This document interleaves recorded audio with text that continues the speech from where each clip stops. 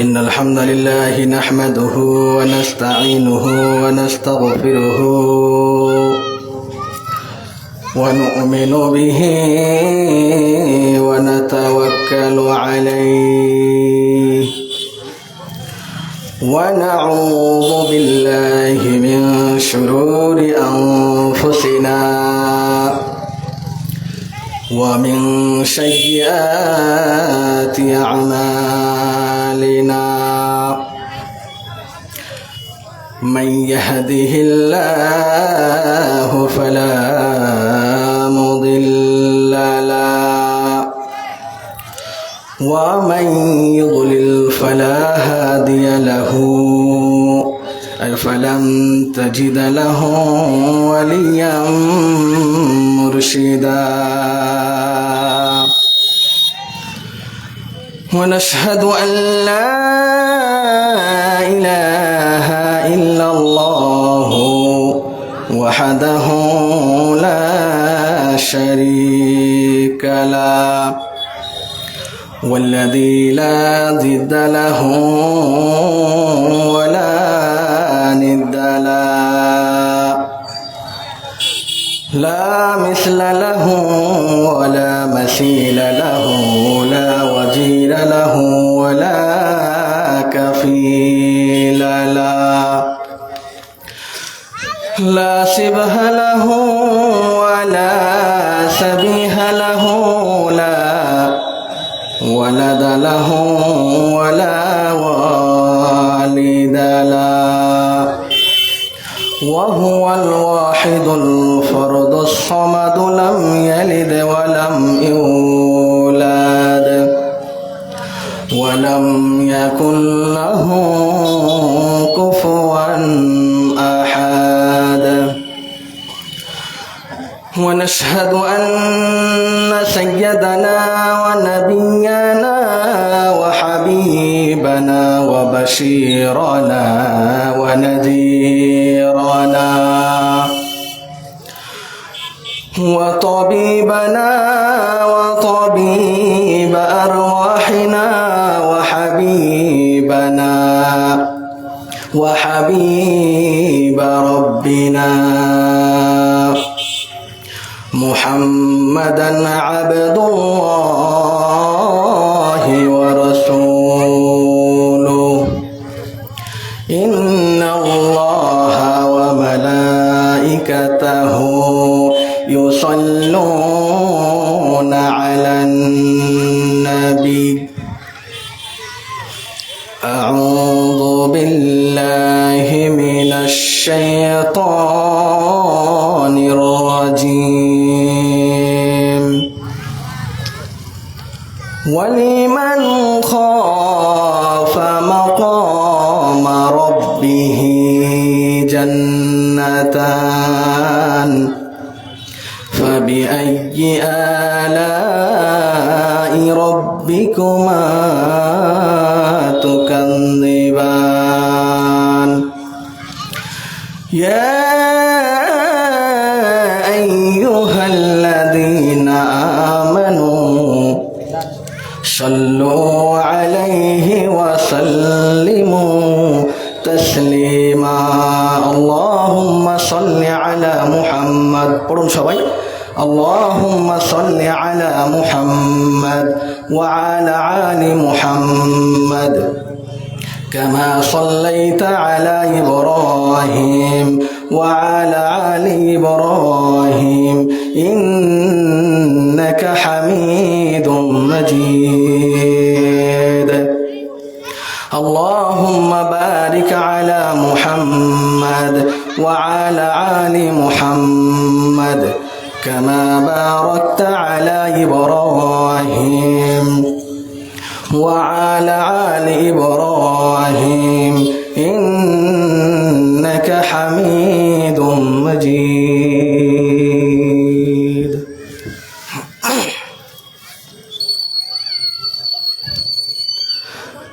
চোখে দেখি কত দৃশ্য তবু নাহি ভয় দৃশ্য তবু নাহি ভয়, ভয় করিবারে শক্তি দাও গো দয়াময়,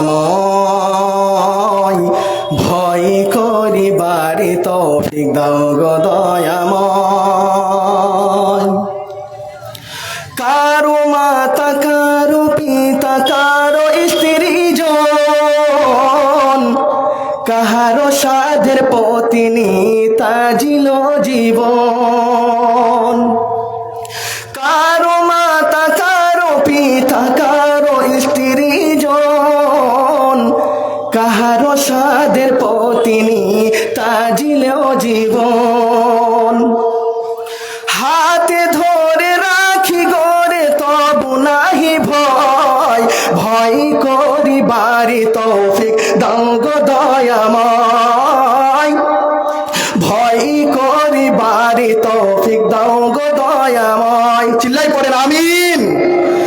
চোখে দেখি কত দৃশ্য তবু নাহি ভয়, ভয় করিবারে তৌফিক দাও গো দয়াময়। চোখেরই সামনে দেখি আছে আছে নাই, মুখে পানি দিতে দিতে আপন বিদায় নেয়। চিল্লাই বলেন ঠিক কিনা? একটু কথার উত্তর দেন, ঠিক কিনা? চোখেরই সামনে দেখি আছে আছে নাই, মুখে পানি দিতে দিতে আপন বিদায় নেয়।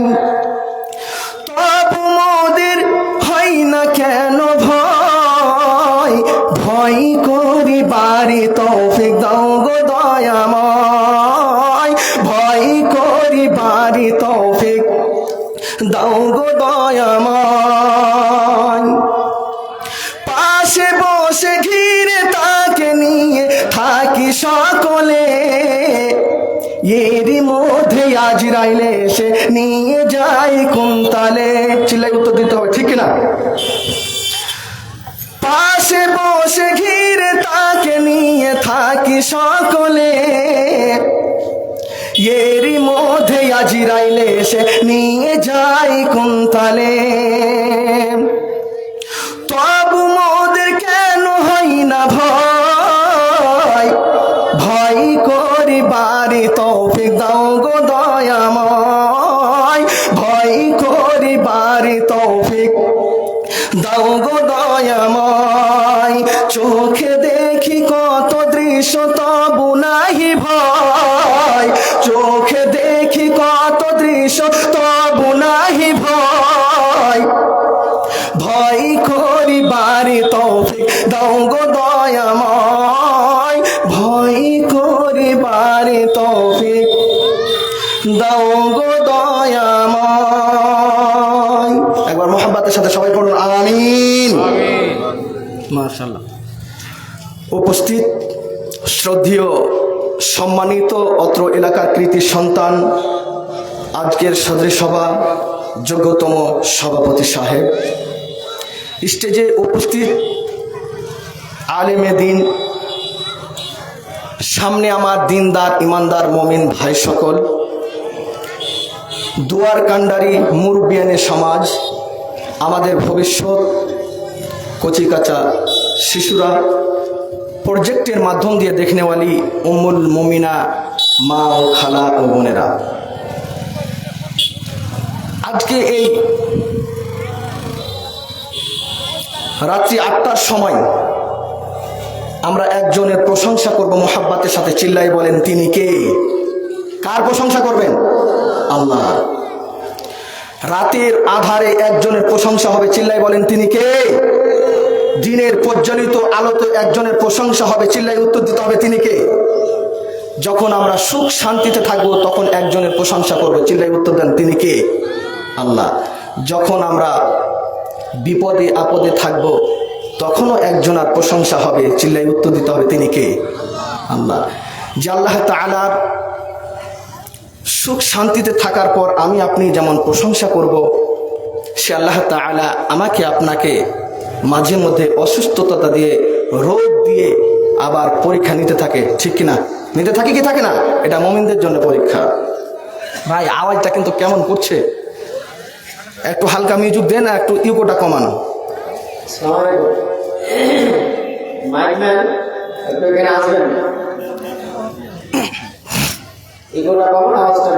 হালকা মিউজিক দেবেন তো। কমে গেল নাকি? তো যাই হোক, আমরা সেই মহান মনিবের দরবারে প্রাণ খুলে মুহাব্বাতের সাথে হৃদয়কে উজাড় করে হৃদয়ের সবটুকুন ভালোবাসাকে ঢেলে দিয়ে আকাশ কাঁপানোর মতো, সিংহ সাধ্যদের মতো গর্জন করে দেহের সবটুকুন শক্তি গলার মাঝ বরাবর এনে চিৎকার করে পড়ুন একবার আলহামদুলিল্লাহ। হয়নি? আর একটু জোরে মুহাব্বাতের সাথে উত্তর দিন আল্লাহকে রাজি করার জন্য আলহামদুলিল্লাহ। মাশাআল্লাহ।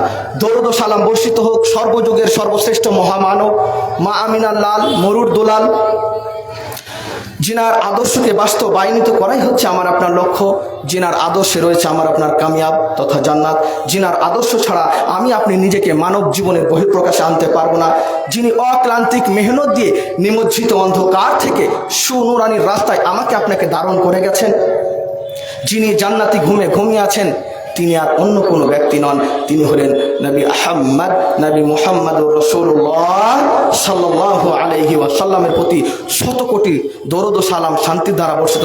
মুহাব্বতের সাথে পড়ুন আল্লাহুম্মা আমিন, আল্লাহুম্মা সাল্লি আলাইহি ওয়া সাল্লিম বারিক আলাইহি।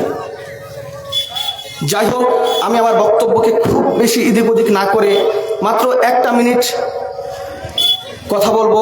যে ভাইরা দাঁড়িয়ে আছেন, ভাই আমি যদি আপনাদের বন্ধু হয়ে থাকি, একেবারে কাছে টেনে বলছি, দয়া করে আপনারা বসে যাবেন সামনে।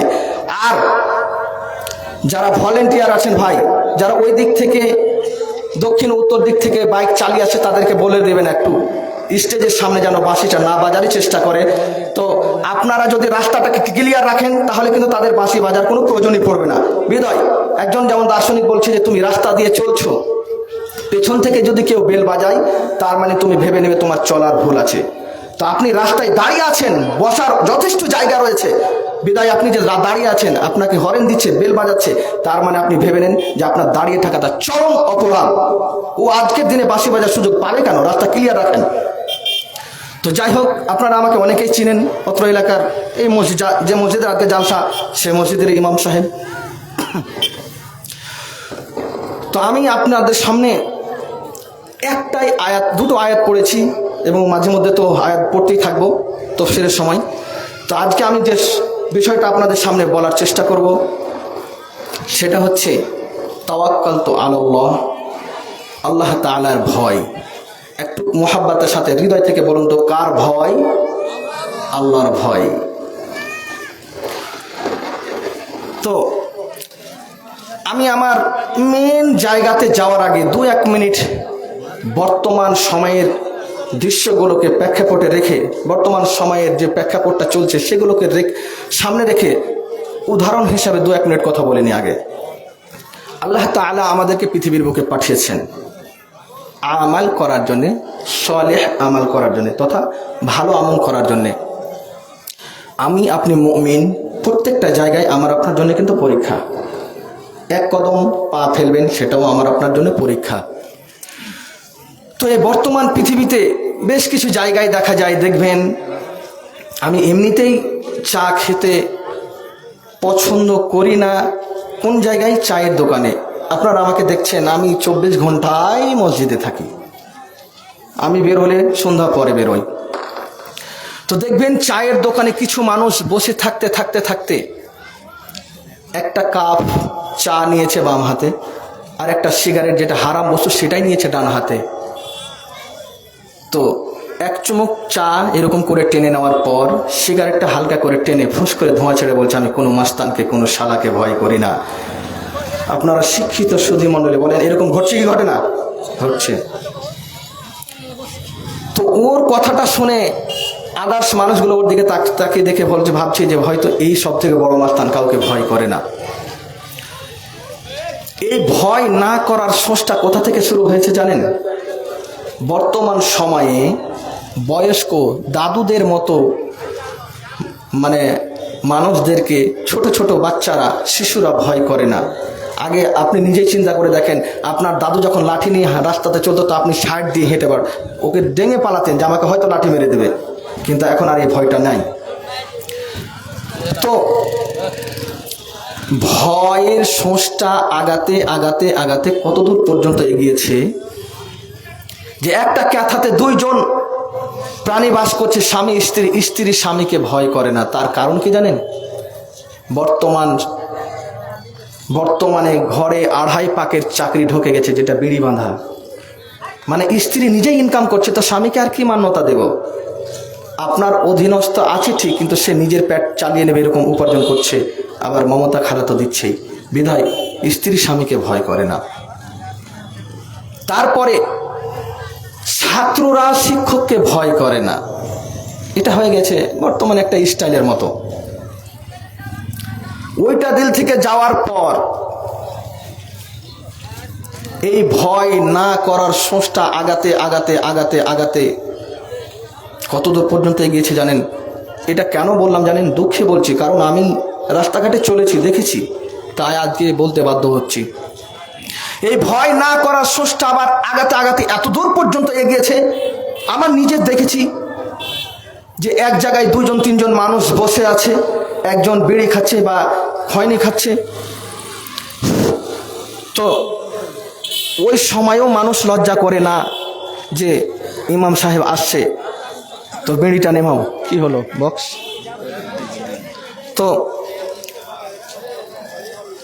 মানুষ একজন বিড়ি খাচ্ছে, আর একজন যদি ওকে পাশে গোঁতা মেরে বলছে যে ইমাম সাহেব আসছে, মৌলভী সাহেব আসছে, বিড়ি নেমা, তো ও আরো সুন্দর করে জোরে বিড়িটা টেনে এক গাল দোয়া ফোঁস করে ছেড়ে দেওয়ার পরে বলছে, ধুর, আল্লাহকেই ভয় করি না তো ওকে কি ভয় করব? বলেন, এরকম বলছে কি বলে না? ঘটছে না? ঘটে না? আমি নিজে তো প্রমাণ, আমি নিজেই দেখেছি, তাই বলছি। বাপজি আমার, আপনি যে বললেন কথাটা কত লোড, কত ভয়ানক কথা আপনি চিন্তা করে দেখেছেন? কারণ আল্লাহ তাআলা নিজে বলছেন, মা ইয়ালফিযু মিন কওলিন ইল্লা লাদাইহি রাকীবুন আতীদ।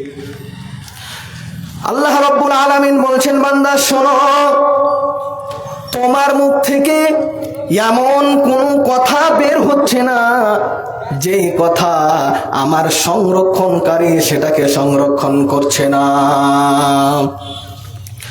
তার মানে আপনার আমার মুখ দিয়ে বলতে দেরি হচ্ছে, কিন্তু আল্লাহ তাআলার ফেরেশতা সেটাকে লিখতে দেরি করছে না। তার মানে আপনি যে বললেন আল্লাহকেই ভয় করি না, তো ওকে কি ভয় করব? সম্মানিত উপস্থিতি, চিন্তা করেন, কাল কিয়ামতের মাঠে আল্লাহ তাআলা যেদিন আপনার আমলনামা আপনার সামনে দিয়ে দেবে, বলুন আজকে শোলমারির মাটিতে আপনি যে কথাটা বললেন যে আল্লাহকে ভয় করি না, তো ওকে কি ভয় করব? বলেন তো, এই কথাটা আপনার আমলনামায় লেখা থাকবে কি থাকবে না? থাকবে কি থাকবে না? থাকবে।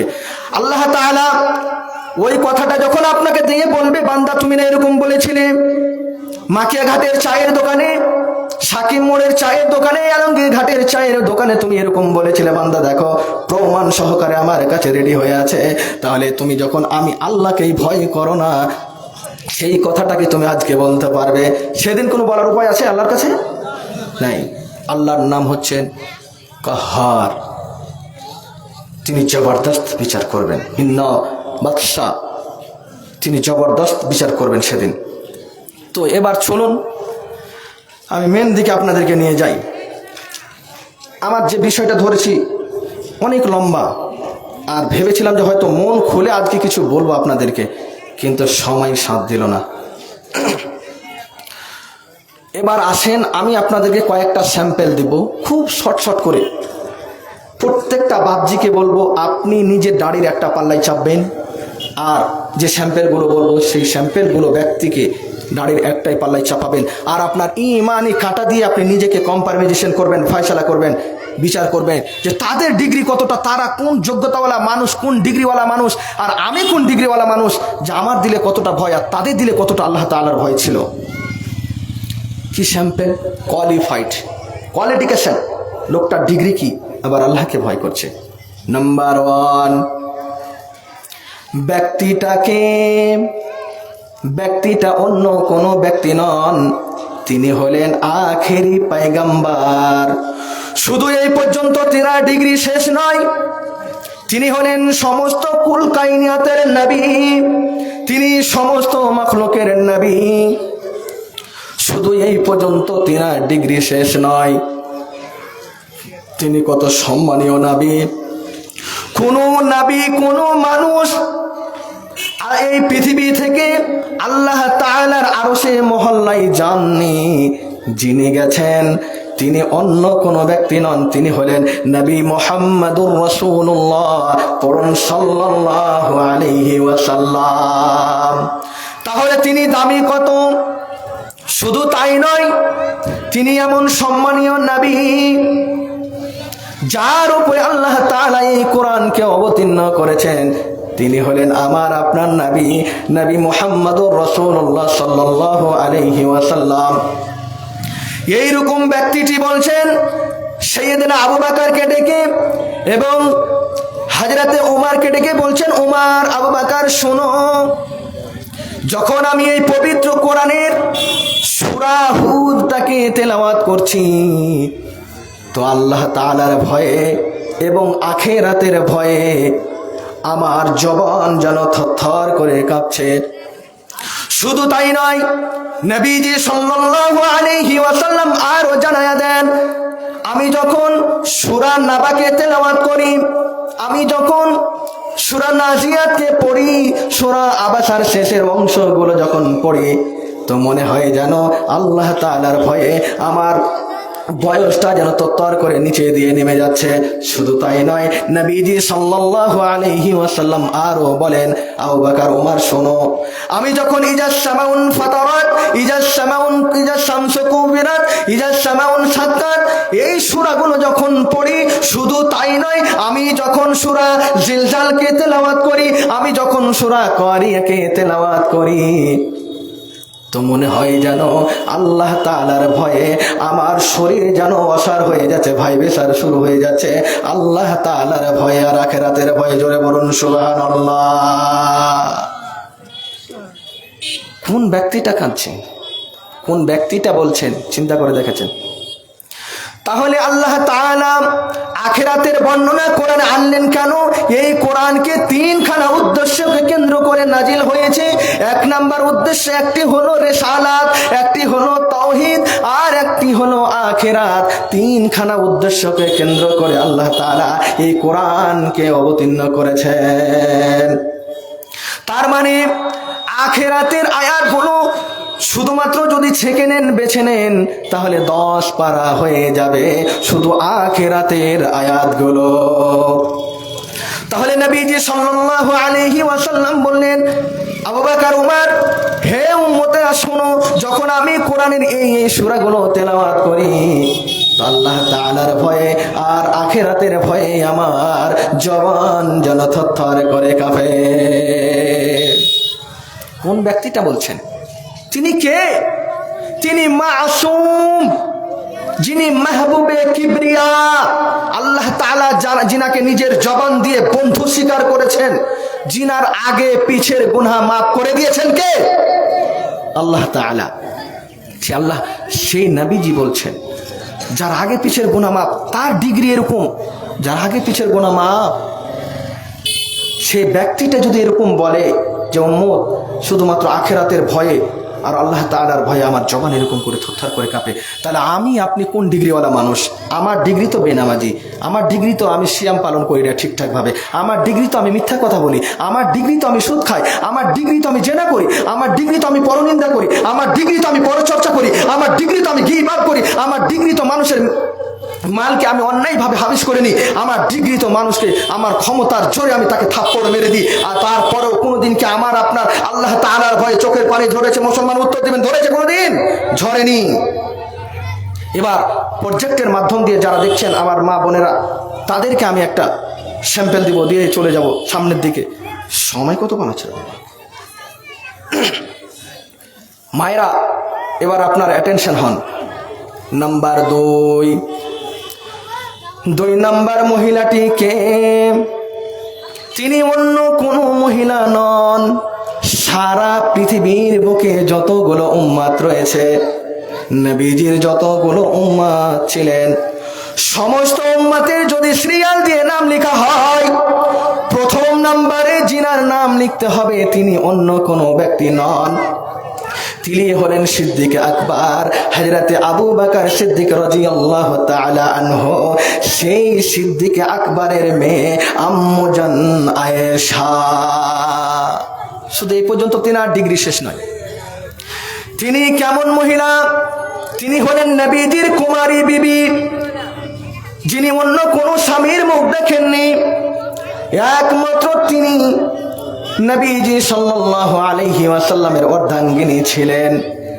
শুধু তাই নয়, আম্মুজান আয়েশা রাদিয়াল্লাহু তাআলা আনহা তিনি নিজেই বর্ণনা করেছেন, আল্লাহ তাআলা আমাকে 5খানা বিষয়ে অলঙ্কিত করেছেন। প্রথম নম্বরে আম্মুজান আয়েশা বলেছেন, হে পৃথিবীর মহিলারা শোনো, ওরে সোনমারির, ওরে মাকিয়াঘাট, ওরে আলমগীর, সাকিম, ওরে ভান্ডারা, বিশমপুর মহিলারা শুনে নাও। আম্মুজান আয়েশা বলছেন যে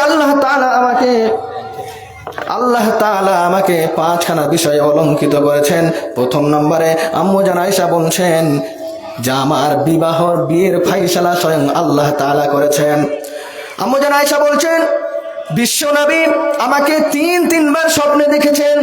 নবীজি সাল্লাল্লাহু আলাইহি ওয়াসাল্লাম আম্মুজান আয়েশাকে কেমন করে স্বপ্নে দেখলেন? আম্মুজান আয়েশা নবীজি সাল্লাল্লাহু আলাইহি ওয়াসাল্লাম বলেন, জিবরাইল আমার কাছে কখনো একটা সাদা রেশমের কাপড়, কখনো একটা সবুজ কাপড়ে জড়িয়ে নিয়ে এসে বলছেন, ইয়া রাসূলুল্লাহ আপনি কোলটাকে রেডি করুন, আপনার কোলে একটা নিয়ামত দেওয়া হবে। নবীজি সাল্লাল্লাহু আলাইহি ওয়াসাল্লাম বলেন আমি কোলখানাকে রেডি করলাম। এরপরে জিবরাইল আমার কোলে একটা কচি মেয়েকে জড়িয়ে দিলেন। এরপরে জিবরাইল আলাইহিস সালাম আমাকে বলছেন, নবী হে আপনি কি মুখটা খুলে দেখবেন না? আমি যখন মুখটা খুলে দেখলাম তখন কে ছিল? সেটা হলো আম্মুজান আয়েশা। চিল্লায়ে বলেন সুবহানাল্লাহ। শুধু তাই নয়, আম্মুজান আয়েশা আরো বলেন যে আল্লাহ তাআলা আমাকে দ্বিতীয় নম্বরে যে অলঙ্কিত করেছেন সেটা হলো যে আমার হাবিব যেই রাত্রিতে আমার ঘরে এসেছে সেই রাত্রিতে আমার হাবিবের মিরাজ সফর হয়েছে। বলুন সুবহানাল্লাহ। শুধু তাই নয়, আম্মুজান আয়েশা বলছেন আমি কত দামি মহিলা, যা আমি একই ল্যাপের তলে নবীজি আমি ছিলাম। এইরকম সময়ে জিবরাইল এসে আমার ঘরে কোরআন তেলাওয়াত করেছেন। বলুন সুবহানাল্লাহ। শুধু তাই নয়, আম্মুজান আয়েশা আরো বলেছেন যে আমার হাবিব জীবনের শেষ নিঃশ্বাস ত্যাগ করেছেন। আমি আম্মুজান আমি আয়েশার জাঙে মাথা রেখে। 5 নম্বরটা ভালো করে শোনেন। আম্মুজান আয়েশা বলছেন আমাকে 5 নম্বরে আল্লাহ তাআলা যে অলঙ্কিত করেছেন সেটা হলো কি, আজকে 2024 সালের নভেম্বর মাসের 30 তারিখে বিশ্বনবী নবীজি সাল্লাল্লাহু আলাইহি ওয়াসাল্লাম যেখানে শুয়ে আছেন সেটা হলো আম্মুজান আয়েশার হুজরা।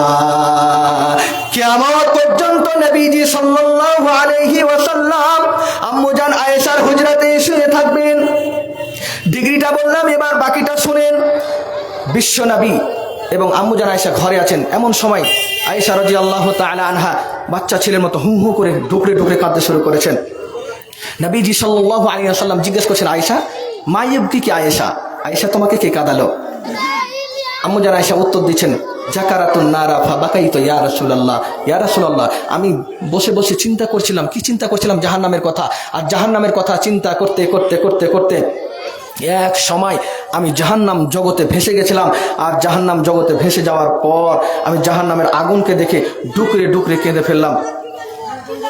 বলেন কোন মহিলাটি কাঁদছে? এই ছেলেরাই চিৎকার করছে এখানে। কোন মেয়েটি কাঁদছে? যাকে আল্লাহ তাআলা নবীজি সাল্লাল্লাহু আলাইহি ওয়াসাল্লামের জন্য চয়েস করেছেন, যিনি বিশ্ব নবীর কথাতে জিন্দেগি কাটাচ্ছেন, সেই মহিলাটি কাঁদছেন। যখন নবীজি সাল্লাল্লাহু আলাইহি ওয়াসাল্লাম জিজ্ঞেস করলেন, আয়েশা তুমি কেন কাঁদছো? নবীজি সাল্লাল্লাহু আলাইহি ওয়াসাল্লাম যখন বললেন, আয়েশা তুমি কেন কাঁদছো? আম্মুজান আয়েশা উত্তর দিলেন, জাকারাতুন নারা ফাবাকাইতু ইয়া রাসূলুল্লাহ। নবীজি সাল্লাল্লাহু আলাইহি ওয়াসাল্লাম স্ত্রীর মহব্বতে থমকে দাঁড়িয়ে গেলেন। হযরত আয়েশা সিদ্দিকা রাদিয়াল্লাহু তাআলা আনহা বড় চালাক মহিলা ছিলেন।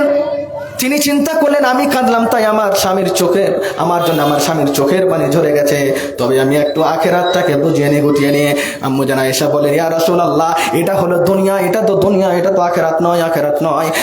একবার বলুন, যেদিন কাল কিয়ামতের মাঠে লক্ষ কোটি কোটি মানুষের মধ্যে উত্তপ্ত সেই সূর্যের নিচে পায়ে কোনো জুতো থাকবে না, পরনে কোনো কাপড় থাকবে না, এইরকম সময়ে যখন আমি কাঁদবো, তখন কি আপনি আমাকে বলবেন আয়েশা তুমি কেন কাঁদছো? নবীজি সাল্লাল্লাহু আলাইহি ওয়াসাল্লাম আরো থমকে দাঁড়িয়ে গেলেন। এরপরে নবীজি বলেন, আয়েশা রে শোনো, হাল তাজকুরুনা আহলিকুম ইয়াউমাল কিয়ামাতি। নবীজি বললেন, আয়েশা শোনো, সালাসাতা মাতিনা ফালা ইয়াযকুরুনা আহাদুন আহাদা। আয়েশা রে, কিয়ামতের মাঠে 3টি জায়গায় এমন আসবে যে জায়গায় কেউ কাউকে মনে রাখতে পারবে না। তার মানে আমি নবীও তোমাকে মনে রাখতে পারবো না। লম্বা ভাবে আছে, আমি শর্টে বলে দিলাম।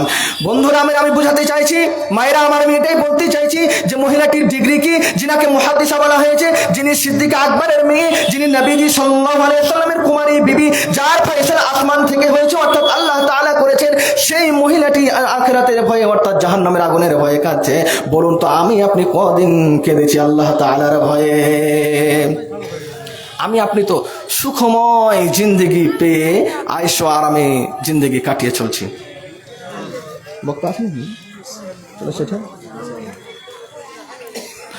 তো আমি আপনি সুখের জিন্দেগি পেয়ে, আয়েশো আরামের জিন্দেগি পেয়ে কতই না আনন্দে আছি। আয়েশো আরামের জিন্দেগি ছাড়তে হবে ভাই, আল্লাহকে ভয় করতে হবে। তাই তো কবি বলছেন, কত আয়েশে যাই যে কেটে, মোহময় দুনিয়ার ক্ষণ, রঙিন স্বপ্নে ভেসে ভেসে কাটাও যে বিলাসী জীবন, কাটাও যে বিলাসী জীবন, কাটাও যে বিলাসী জীবন। বেঁচে থাকা হবে না, চিরকাল রবে না, সাথে যাবে শুধু সাদা কাফন। তবে কেন বিলাসী জীবন, তবে কেন বিলাসী জীবন? শত বাহারি সুখের সারি, দুনিয়ার প্রেম দেয় দোলা, লোভে বেসামাল ভুলে পরকাল, হয়ে যাইয়া তো ভোলা। দুদিনেরই দুনিয়াতে আসবে মরণ, তবে কেন বিলাসী জীবন, তবে কেন বিলাসী জীবন? ভাবো একবার ঘোর আধার, ভাবো একবার ঘোর আধার, শিয়রেতে নেই কোনো বাতি, নরম বিছানা সে তো আর রবে না, নরম বিছানা সে তো আর রবে না, থাকবে না কেউ আর সাথী, থাকবে না কেউ আর সাথী। সকলি মহাময়, সকলে মহাময় মায়ারি বাঁধন, তবে কেন বিলাসী জীবন, তবে কেন বিলাসী জীবন? কত আইসে যাই যে কেটে, মোহময় দুনিয়ার ক্ষণ। বেঁচে থাকা হবে না, চিরকাল রব না, সাথে যাবে শুধু সাদা কাফন। তবে কেন বিলা বিলাসী জীবন, তবে কেন বিলাসী জীবন, তবে কেন বিলাসী জীবন। সম্মানিত উপস্থিতি, আমি কয়েকটা আয়াত আপনাকে চটচট করে বলে দিই। থামে, দান নিবে তখন দিবেন। আমার শ্রদ্ধেয় বাপজি 500 টাকা দান করেছে। স্ত্রী মারা গেছেন তার জন্য, আর বাপমার জন্য 500 টাকা দান করে চালে যেন সাদরে গ্রহণ করে। আল্লাহুম্মা সাল্লি আলাইহি সুম্মা আল্লাহুম্মা সাল্লি আলাইহি। তো যাই হোক, আপনারা অধৈর্য হবেন না, বক্তা চলে আসে, আমি বক্তা আসা অবধি চালিয়ে যাই, নাকি বলেন? বক্তা আসা অবধি আমি চালিয়ে যাচ্ছি। তো এবার আমি যেটা আপনাদেরকে বলতেছিলাম যে আমার বক্তব্যের বিষয় ছিল আল্লাহ তাআলার ভয়। এবার চলুন, আল্লাহকে ভয় করতে হবে। কেমন ভয় করব? আল্লাহ রাব্বুল আলামিন বলেন, ওয়ালিমান খাফা মাকামা রাব্বিহি জান্নাতান। তরজমাটা শোনার আগে পড়েন আলহামদুলিল্লাহ। রব্বুল আলামিন জানায়া দেন, বান্দা শোনো, পৃথিবীর বুক থেকে যারা আমি আল্লাহ তাআলার কাছে আসবে, নবীগণ হোক, সিদ্দিকগণ হোক, শহীদ হোক, সাদিকিন হোক, যারা পৃথিবীর বুক থেকে আসবে ঈমানি হালাতে, তাদেরকে আমি জান্নাত দেব। কিন্তু আমি আল্লাহ তাআলাকে ভয় করে যারা পৃথিবীর বুক থেকে আসবে, ওয়ালিমান খাফা, আল্লাহ তাআলার ভয় আমার আপনার দিলে রয়েছে, সে ভয় করে করে যদি পৃথিবীর বুক থেকে যেতে পারি, তাহলে তার পুরস্কার কি? আল্লাহ তাআলা বললেন জান্নাতান, আমি তাদেরকে, আমি আল্লাহ রব্বুল আলামিন 2টো জান্নাতের অধিকার করব। পড়েন একবার আলহামদুলিল্লাহ। তাহলে কিয়ামতের দিনকে আমাদেরকে ভয় করতে হবে। কিরকম ভয় করব? ওয়া আম্মা মান খাফা মাকামা রাব্বিহি ওয়া নাহান নাফসা আনিল হাওয়া ফাইন্নাল জান্নাতা হিয়াল মাওয়া। আল্লাহ রাব্বুল আলামিন বলছেন, ওয়া আম্মা মান খাফা, আমি আল্লাহ তাআলাকে ভয় করতে হবে। কিরকম ভয় করব? মাকামা রাব্বিহি, একদিন আমাকে আপনাকে দাঁড়িয়ে দাঁড়িয়ে আল্লাহ তাআলার কাছে হিসাব দেওয়া লাগবে। জীবনের সমস্ত কিছুর হিসাব দেওয়া লাগবে। জীবনে যা করেছি, সত্য কথা বলেছি, মিথ্যা কথা বলেছি, পরনিন্দা করেছি, পরচর্চা করেছি, যা কিছু করেছি সব কিছুর হিসাব দেওয়া লাগবে কি লাগবে না? কিয়ামতের মাঠে লাগবে কি লাগবে না বলেন? সব কিছুর হিসাব দেওয়া লাগবে। আজকে আমি আপনি দুনিয়ার মধ্যে মানুষেরকে টাকা দিয়ে দাবিয়ে রেখে দিচ্ছি, আমার বিপক্ষে হিসাব, আমি বিপক্ষে আপনার কিনা বিচার যাচ্ছিল, টাকা দিকে দিয়ে আমি তাকে আমার আয়ত্ত করে নিচ্ছি। কিন্তু কিয়ামতের মাঠে এরকম কোনো সুযোগ আছে নাকি? কোনো সুযোগ নাই। আল্লাহ তাআলা আমার আপনার কর্মের ব্যাপারে নিজেই সাক্ষী, নিজেই সাক্ষী। কারণ তিনি হলেন ইন্নাল্লাহা লাতীফুল খবীর, তিনি ইন্নাল্লাহা আলিমুম বিজাতিস সুদূর, তিনি ইন্নাল্লাহা হাকিমুন আলিম, তিনি ইন্নাল্লাহা আলিমুন হাকিম। আল্লাহু আকবার। শুধু তাই নয়, রব্বুল আলামিন নিজে বলেন, মা ইয়ালফিযু মিন কাওলিন ইল্লা লাদাইহি রাকীবুন আতীদ। বান্দা, তুমি যা কিছু বলছো সব কিছু আমার সংরক্ষণকারী সেটাকে সংরক্ষণ করে নিচ্ছে। শুধু তাই নয়, আমি আপনি পৃথিবীর বুকে যা কিছু করছি, এই হাত দিয়ে, এই পা দিয়ে, চোখ দিয়ে, কান দিয়ে যা কিছু করছি সব কিছু আল্লাহ তাআলার সংরক্ষণকারী সেটাকে সংরক্ষণ করছে। এবং আল্লাহ তাআলা আমার আপনার কাছ থেকে কিয়ামতের মাঠে হিসাব নিয়ে নেবেন, সাক্ষী নিয়ে নেবেন। আল্লাহ রাব্বুল আলামিন বলছেন, اليوم نختم على أفواههم وتكلمنا أيديهم وتشهد أرجلهم بما كانوا يكسبون। রব্বুল আলামিন বলছেন, বান্দা শোনো, আলিয়াউম অর্থাৎ আজকের দিন তথা কিয়ামতের দিন আমি তোমাদের মুখের মধ্যে মোহর লাগিয়ে দেব, কথা বলার কোনো সুযোগ থাকবে না। কিয়ামতের মাঠে মুখের মধ্যে মোহর মেরে দেওয়া হবে। ওয়া তুকাল্লিমুনা আইদিহিম, কিয়ামতের মাঠে কথা বলবে আমার আপনার হাত। ওয়া তাশহাদু আরজুলুহুম, আর আমার আপনার কৃতিকর্মের ব্যাপারে পা সাক্ষী দিয়ে দিবে আল্লাহ তাআলার কাছে। বিমা কানু ইয়াকসিবুন, যা কিছু আমি আপনি পৃথিবীর বুকে করেছি সমস্ত কিছুর আমার হাত এবং পা সাক্ষ্য দিয়ে দেবে। শুধু তাই নয়, রব্বুল আলামিন আরো বলেন, শাহিদা আলাইহিম ওয়া সামউহুম ওয়া আবসারুহুম ওয়া জুলুদুহুম বিমা কানু ইয়ামালুন। শাহিদ আলাইহিম, সাক্ষ্য দিয়ে দিবে আমার আপনার সেদিন কান, আমার আপনার চোখ, জুলুদিহিম, চামড়া সেদিন সাক্ষ্য দিয়ে দিবে আমার আপনার বিরুদ্ধে। আপনার নিজের চামড়া, আপনার নিজের চোখ, আপনার নিজের কান আপনার ব্যাপারে সাক্ষী দিয়ে দেবে। তার মানে বন্ধুরে আমার চিন্তা করে দেখেন, আমি আপনি নিজের শরীরে গোয়েন্দা নিয়ে ঘুরে বেড়াচ্ছি, নিজের শরীরে নিজের দুশ্মনকে নিয়ে ঘুরে বেড়াচ্ছি। এই হাত, এই পা, চোখ, কান আমার ব্যাপারে, আমার আপনার ব্যাপারে সাক্ষী দিয়ে দেবে। এই ভয়গুলো করেই আমাকে আপনাকে জিন্দগি চালাতে হবে। এই ভয় যদি আমার আপনার দিলে থাকে, এই ভয় যদি আমার আপনার দিলে থাকে, তবে আমি আপনি হতে পারবো জান্নাতান, দুটি জান্নাতের অধিকারী হতে পারবো। শুধু তাই নয়, যখন হাত পা চামড়া এই আমার আপনার বিরুদ্ধে যখন সাক্ষ্য দিয়ে দিবে, হাত পা চামড়ার বিরুদ্ধে। মাওলানা সুফিয়ান সাহেব কোথায় আছেন? বক্তা নিয়ে আছেন। আব্দুর রহমান বিন দেলোয়ার। ওটা ইশারায় কাজ করতে হয়, রানিং বক্তব্য চললে বলতে হয় না। তো আমার আপনার বিরুদ্ধে যখন সাক্ষ্য দিয়ে দিবে, চামড়ার যখন সাক্ষ্য দিয়ে দিবে, তখন বলবে ওরে চামড়া, ওরে কান, হাত পা, কিয়ামত দুনিয়ার বুকেতে তুমি আমার ব্যাপারে কথা বলতে পারছিলে না, আজকে তুমি কথা বলার শক্তি পেলে কোথায়? চামড়া, অঙ্গ প্রত্যঙ্গের ভিতর থেকে চামড়া উত্তর দিবে, ক্বালু আনতাকানাল্লাহ।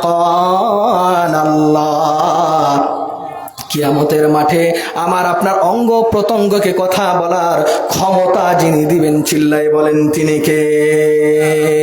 আল্লাহ। তাহলে এগুলোকে আপনাদেরকে মিথ্যা মনে হয়? আমি কি আমার বানিয়ে বললাম না, কোরআন থেকে বললাম? কোরআন থেকে। তাহলে আপনার হাত আপনার বিরুদ্ধে সাক্ষী দিবে, আপনার চোখ, আপনার পা, আপনার চামড়া পর্যন্ত আপনার বিরুদ্ধে সাক্ষ্য দিবে। সম্মানিত বাপজি আমার, তাহলে একটু খেয়াল করে জিন্দগি কাটাতে হবে। সর্বোপরি এ কথাটাই বলছি, আল্লাহ তাআলার ভয়কে দিলের মধ্যে রেখে যদি জিন্দগি কাটান, তাহলে আল্লাহ আরেকটা কি লাভ বললেন? ওয়ানাহান নাফসা আনিল হাওয়া। আল্লাহ রাব্বুল আলামিন জানায়া দিলেন, বান্দা শোনো, যদি এই ভয় থাকে যে কিয়ামতের মাঠে আমাকে দাঁড়িয়ে দাঁড়িয়ে আল্লাহ তাআলার কাছে হিসাব দেওয়া লাগবে আমার জীবনের, তাহলে যখন এই ভয় আমার আপনার দিলের মধ্যে এসে যাবে, তখন হবে কি? ওয়ানাহান নাফসা আনিল হাওয়া। আমি আপনি তখন নিজেকে কন্ট্রোল করতে পারবো, অর্থাৎ নিজের নাফসকে কন্ট্রোল করতে পারবো। কি থেকে? মন চাহি গুনাহ থেকে। আপনার মন চাইছে এখন তাসের আড্ডায় বসে থাকবো, আপনার মন চাইছে এখন আমি সালাত ছেড়ে দিয়ে শুয়ে থাকবো, আপনার মন চাইছে আমি এখন এটা করব সেটা করব। যখনই আপনার এই ভয় থেকে যাবে, এই ভয় যখন আপনার দিলের মধ্যে থাকবে যে আমাকে কিয়ামতের মাঠে আল্লাহ তাআলার কাছে জীবনের হিসাব দেওয়া লাগবে, তখনই আপনি, যখনই মসজিদ থেকে আওয়াজ আসবে, যখনই মসজিদ থেকে আহ্বান আসবে, কি আওয়াজ বা আহ্বান আসবে? হাইয়া আলাস সালাহ,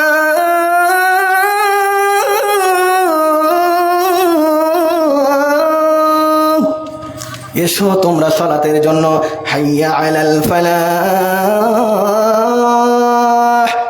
এসো তোমরা সফলতার দিকে। যখনই আপনার আমার দিলের ভিতরে ভয় থাকবে, তখনই আপনি আমি সমস্ত কিছু কাজকে বিরত রেখে মসজিদে গিয়ে হাজিরি দিতে পারবো সালাতের জন্য। ভয়ই যদি না থাকে তাহলে কি করে করবেন? ভয়। এবার আমি একবারে শেষ পর্যায়ে পৌঁছে গেছি, মনে হয় বক্তা চলে আসছে। তো সেটা হলো কি, আমি আমার মা বোনদেরকে এবং প্রত্যেকটা যুবক ভাইদেরকে শেষখানে একটা হাদিস শুনিয়ে আমি সমাপনী দেব। শেষখানে বক্তা চলে আসলো, একটা গজল বলার জন্য সময় দিবেন।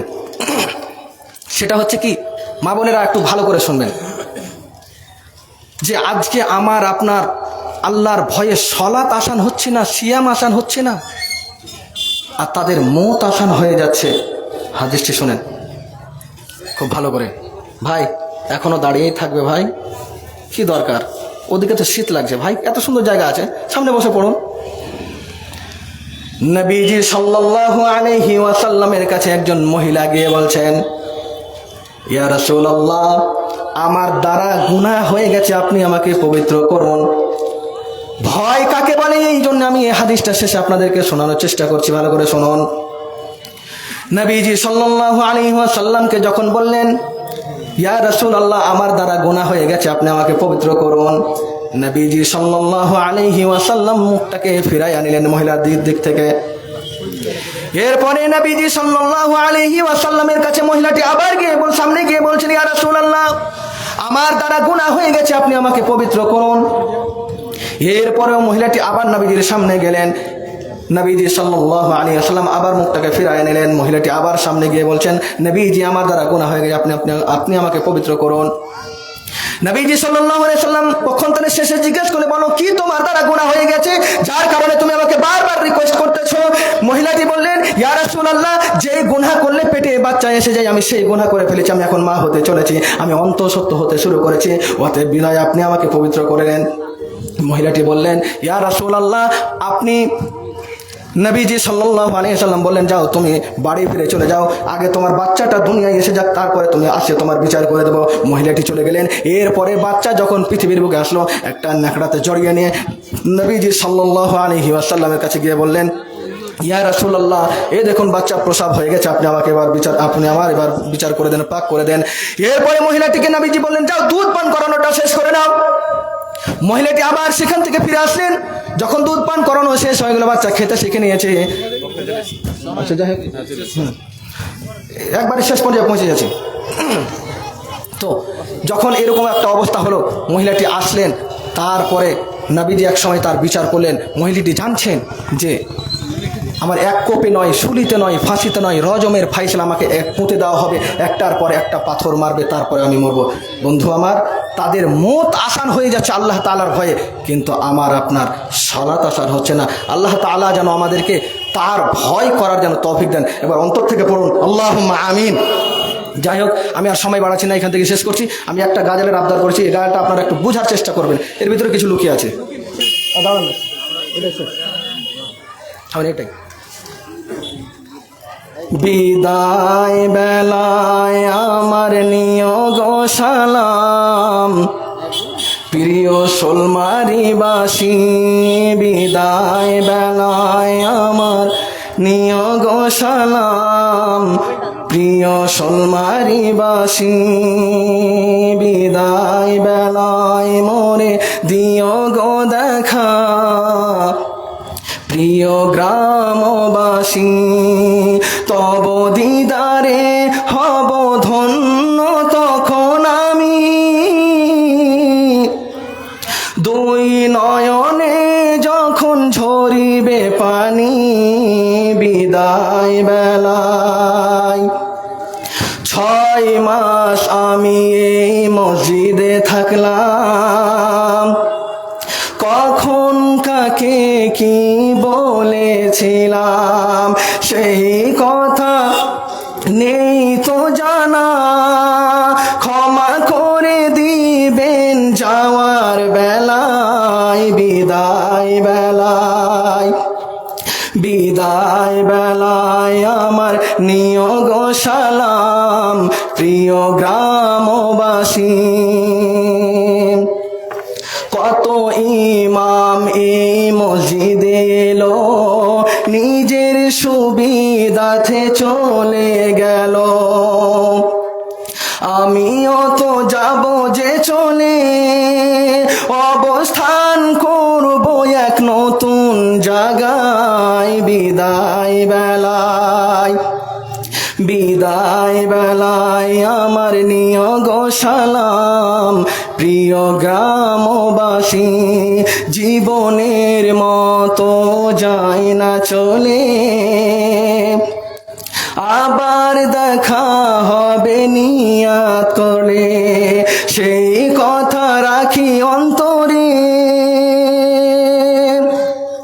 সেই কথা রাখি অন্তরে, স্মৃতিগুলো মনে পড়বে সদাই, বিদায় বেলায়, বিদায় বেলায় আমার নিয়োগ সালাম, প্রিয় শোলমারিবাসী, বিদায় বেলায় আমার দিও গো দেখা, প্রিয় গ্রামবাসী।